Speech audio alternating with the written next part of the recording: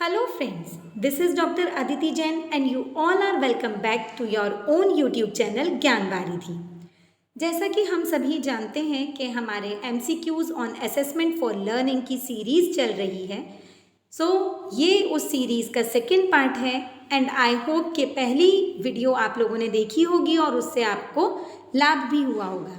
अगर आपको मेरे वीडियोस पसंद आते हैं तो उन्हें लाइक, सब्सक्राइब और शेयर करना ना भूलें।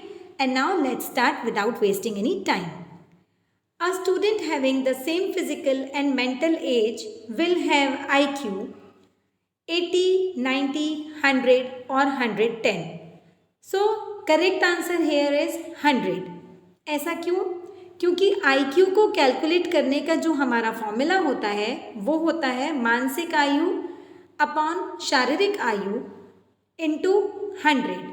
सो मानसिक आयु और शारीरिक आयु जो बच्चे की है वो समान है, तो उसको हम 1 आ जाएगा और फिर उसको हम 100 से मल्टीप्लाई करेंगे तो हमारा IQ का जो लेवल है वो 100 रहेगा।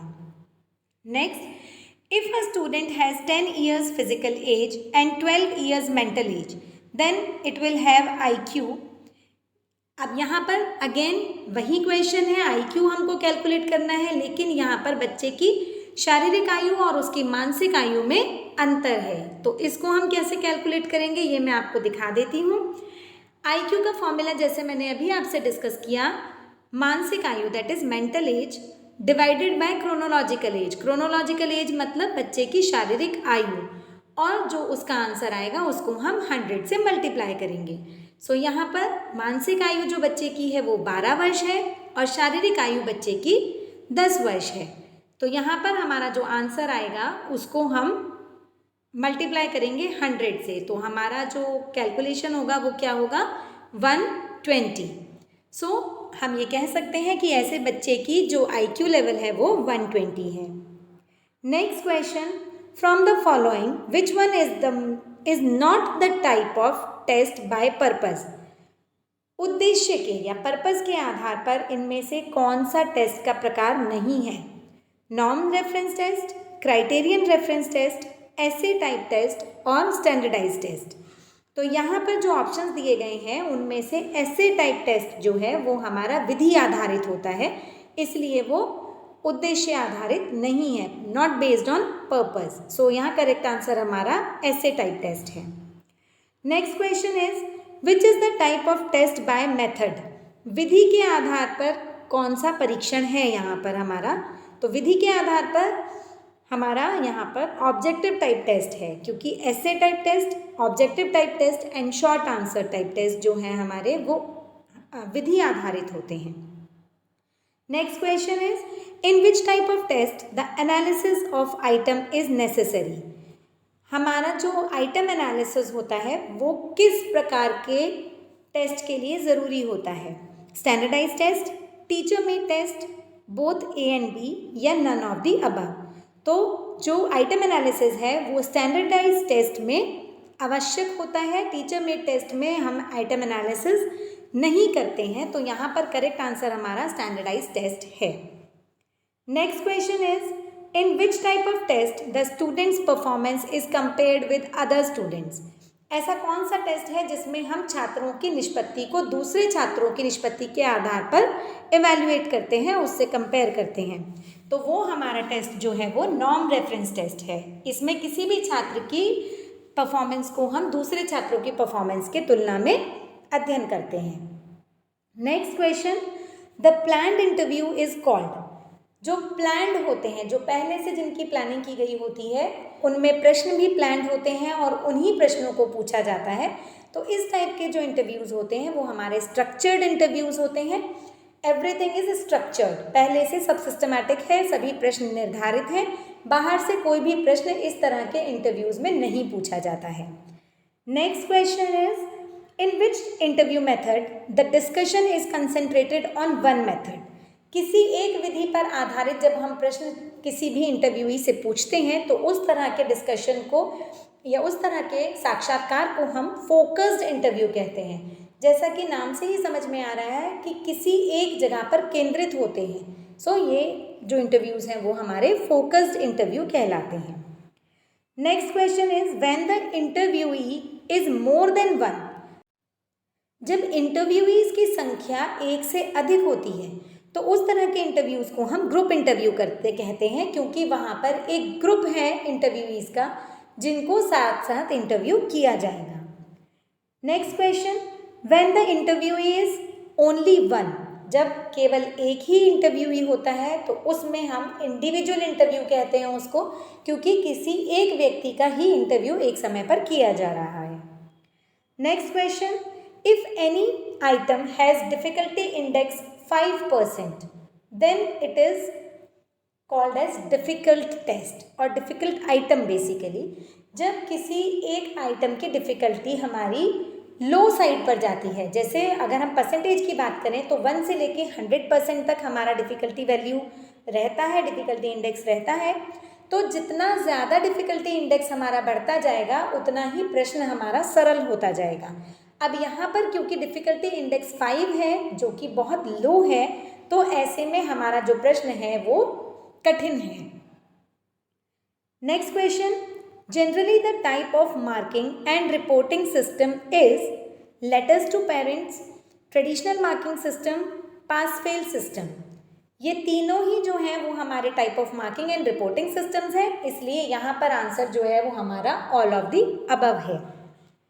Next question is, measurement is basically the numerical value, qualitative value, value judgment और none of the above। जैसा कि हम जानते हैं कि मेजरमेंट जो है वो किसी भी गुण को कोई अंक प्रदान करने की क्रिया है, तो यहाँ पर सिंपल सी बात है, ये न्यूमेरिकल वैल्यूज़ होती हैं, क्योंकि हम अंक प्रदान कर देते हैं तभी हम किसी चीज़ का मापन कर पाते हैं। सो correct answer here is numerical value. Next question is, basically evaluation is qualitative value, numerical value, value judgment और none of the above। Evaluation यहाँ पर आपको थोड़ा confusion हो सकता है कि qualitative process होता है, साथ में वो numerical process भी होता है, qualitative as well as quantitative process हम कहते हैं। लेकिन अगर हमसे ये पूछा जाए कि उसकी basic जो क्वालिटी है वो क्या है, तो वो है हमारी value judgement. So correct answer here is value judgement. Next is, in a paper the score of the student is, कोई पेपर हमने एडमिनिस्टर किया, उसमें जो छात्र के अंक हैं वो क्या हैं? अंकों की जब हम बात करते हैं तो साधारण सी बात है, वो हमारा मेजरमेंट होता है, तो यहाँ पर करेक्ट आंसर हमारा मेजरमेंट है। Next is, in the true false test the most significant advantage is, सबसे ज़्यादा सिग्निफिकेंट जो एडवांटेज है हमारी ट्रू फॉल्स टेस्ट में वो क्या है? एलिमिनेशन ऑफ गेसिंग, तो ये नहीं होता क्योंकि गेस वर्क यहाँ होता है। वाइड सैम्पलिंग, बहुत सारी चीज़ों को हम इसमें समाहित कर सकते हैं, तो ये हो सकता है। आइटम्स वैलिडिटी, वो ज़रूरी नहीं है हो या नहीं हो, and none of the above. So correct answer here is wide sampling, क्योंकि बहुत सारी चीज़ों को ट्रू फॉल्स के माध्यम से हम पूछ सकते हैं। Next is, which scale is used for attitude measurement, किसी भी व्यक्ति के एटीट्यूड का जब हमें मापन करना होता है या उसका असेसमेंट हमें करना होता है तो किस प्रकार के स्केल को हम यूज़ करते हैं? तो यहाँ पर जो हमारा प्रोजेक्टिव स्केल हमने पूछा, प्रोजेक्टिव टेक्निक्स जो होती हैं वो हमारी पर्सनैलिटी, व्यक्तित्व को मापने के लिए होती हैं। ऑर्डिनल स्केल में हम किसी भी चीज़ को क्रमबद्ध कर देते हैं, टेक्निकल स्केल्स की बात अलग हो जाती है। तो यहाँ पर जो करेक्ट आंसर हमारा है वो है लिकर्ट स्केल। लिकर्ट स्केल को एटीट्यूड के मापन के लिए ही बनाया गया है। Next is, an aptitude test is used to measure, aptitude test जो होता है वो हम किस चीज़ के मापन के लिए प्रयोग में लाते हैं? तो वो हम लाते हैं अटेन्ड एबिलिटी। जब कोई चीज़ व्यक्ति को आती है तो वो कहाँ तक आती है, हमें ये देखना है कि उसके अंदर ये क्षमता है या नहीं है, तो उसके अंदर वो एबिलिटी किस स्टेज तक उसने अटेन कर ली है। जब हमें ये चेक करना होता है तब हम एप्टीट्यूड टेस्ट का यूज़ करते हैं। Next is, which process is used to know the worth और वैल्यू ऑफ मटेरियल, किसी भी चीज़ की वैल्यू को जानने के लिए हम किस चीज़ को यूज़ करते हैं, किस प्रोसेस को, किस प्रक्रिया को हम प्रयोग में लाते हैं? तो जैसे कि अभी मैंने पहले भी बताया कि इवैल्यूएशन जो है वो किसी भी चीज़ के मूल्य का निर्धारण करने के लिए होता है।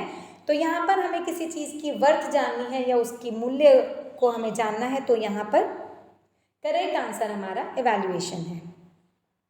Next is which is the highest level of cognitive domain.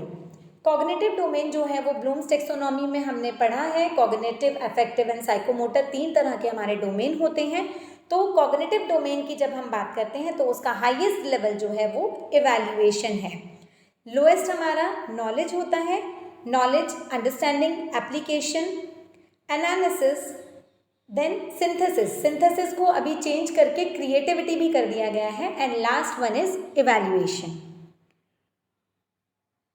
Next is in the cognitive domain the lowest level of learning is, जैसे कि मैंने अभी आपको बताया, लोएस्ट लेवल जो है हमारा वो ज्ञान होता है, क्योंकि ज्ञान हमें बहुत वाइडली मिल जाता है। अभी हम उसको समझ पा रहे हैं, उसको अप्लाई कर पा रहे हैं, ये ऊपर के लेवल की बात हो जाती है। लेकिन ज्ञान, हम कोई भी चीज़ को सुनते हैं या देखते हैं तो उससे हमें ज्ञान हो जाता है। तो लोएस्ट लेवल अगर है तो वो नॉलेज है।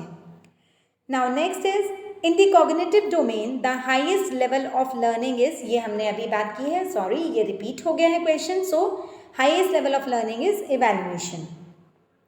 जनरली कॉग्निटिव डोमेन हैज कितने सब ग्रुप्स हैं? 6 सब ग्रुप्स हैं। इसके अंदर जो मैंने अभी आपको बताया, knowledge, understanding, application, analysis, synthesis and evaluation. तो 6 सब ग्रुप्स हैं हमारे।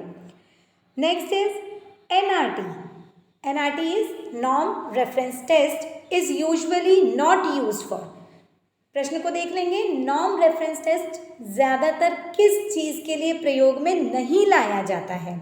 सो नहीं लाने की बात है तो मास्टरी टेस्टिंग डोमेन जब हमारा होता है, जब हमें कि बच्चे ने कितनी मास्टरी गेन कर ली है, जब हमें ये चेक करना होता है, तब हम NRT यूज़ नहीं करते हैं। Now next is high and low achievers are mostly sorted out by. जब हमें हाई अचीवर्स और लो अचीवर्स को अलग अलग करना है, उनकी उपलब्धि के आधार पर उन्हें अलग अलग ग्रुप में डालना है, तो हम क्या यूज़ करते हैं? Discrimination power. डिस्क्रिमिनेशन पावर जो होती है, मतलब विभेदीकरण की क्षमता जो है, उसके आधार पर हम हाई अचीवर्स और लो अचीवर्स को कैटेगराइज कर सकते हैं। Now next is good distractor is basically that which does not attract. Next is attracts equally high and low achievers, attracts low achievers more than high achievers and attracts high achievers more than low achievers। तो जो अच्छे distractor होते हैं, confusion create करते हैं, वो ज़्यादातर लो achievers को ज़्यादा अट्रैक्ट करते हैं। Next is bad distractor is basically that which does not attract at all to any student। bad distractor हम किसको कहेंगे? कि वो किसी भी बच्चे को आकर्षित नहीं कर पा रहा है, या attracts high achievers and low achievers equally, दोनों को साथ साथ में समान स्तर पे अट्रैक्ट कर रहा है। attracts high achievers more than low achievers, जो high achievers हैं उनको ज़्यादा अट्रैक्ट कर रहा है in comparison to low achievers, और ऑल ऑफ दी अबव। सो ये सभी जो पॉइंट्स हैं ये हमारे सही हैं। बैड डिस्ट्रैक्टर जो होता है उसमें सभी क्वालिटीज होती हैं ये। So the correct answer here is all of the above. Now our next question is from the following which type of test ends to have the lowest reliability. इनमें से किस प्रकार के परीक्षण की रिलायबिलिटी जो है वो लोएस्ट होती है? Essay type test, matching type test, completion type test और ट्रू और फॉल्स। सो ये हम सभी जानते हैं कि जो ऑब्जेक्टिव टाइप टेस्ट होते हैं उनकी रिलायबिलिटी हमेशा ज़्यादा होती है और ऐसे टाइप टेस्ट की रिलायबिलिटी कम होती है। अब यहाँ पर matching, completion and true false जो है वो ऑब्जेक्टिव टाइप टेस्ट के पार्ट हैं। सो बहुत इजीली हम लोग ये चीज़ कह सकते हैं कि ऐसे टाइप टेस्ट जो हैं उनकी रिलायबिलिटी यहाँ पर लोएस्ट है। So correct answer here is essay. Next question is item analysis generally focuses to find out. Item analysis जो हम करते हैं वो जनरली किस चीज़ को फाइंड आउट करने के लिए फोकस होता है?